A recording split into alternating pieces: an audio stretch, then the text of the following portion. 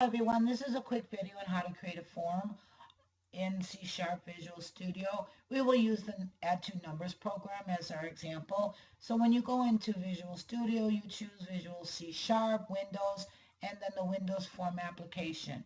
You will then have a generic form that will come up on the screen.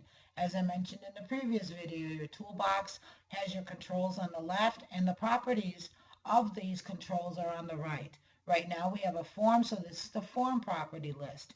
Things you will change. When I change the text property, it'll change what is displayed on the screen. So we'll have add two numbers. And then you will name your form. A name is something you will use within your program if you need to use this variable. Consider it as a variable or an object. FRM means it's a form, so you always put a three-letter prefix in front of your names to identify in your code what it is. So we'll just have it as add numbers.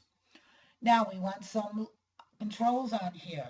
Labels are a way for you to have a input prompt. Again, we go to change the name. So the name is LBL because it's a label. And this is for label number 1. And then I will change the text because that is what is displayed on the screen.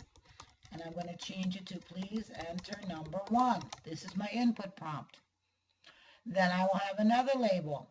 Same process. I will then now have it to enter in for number 2. I go to the name, change the name to label number 2. Change the text.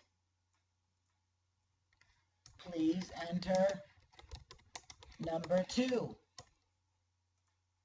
Then I will have another label for the result. This will then display the result and say that this is the result that's displayed. Again, I change the name, LBL, result. I change the text to result. And that changes on the screen. Now I need text boxes. Text boxes is how I allow the user to enter in information. So I need a text box for number 1. Again, I put my text box, change the name. This is now TXT because it's a text box. And I'm going to call it num1. I want to change the text? No, because I will let the user enter the information and change the text. I do not. I leave it as a blank text box.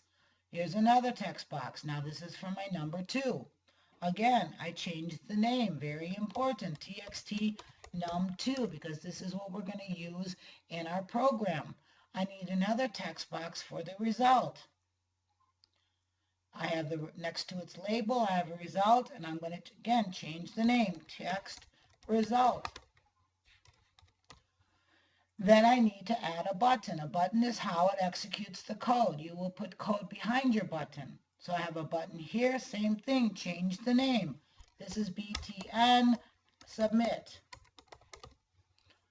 I can change the text as well because I want to make it more user-friendly. This is submit. Okay, so we have our screen here. We have the 3 labels, 3 text boxes, and 1 button. Now to get to the code, we will double click on the button. This is how you get the code. And I did this before, so I just copy and paste it here. But within our code, we need to specify the same things we did in our previous program. num1, num2, result, but we needed to convert. In order to access the data from text box number 1, we have to put in txt num1.text. .text is the property that handles the data. So we need to convert it from the string to the number, do our calculation, and then convert it back to the string. And let's run our program and see how it goes. We have our form come up, number 1, and then we have 5, submit, and our answer is 6. Hopefully this helps. Good luck, and make sure to review all your resources. Thank you.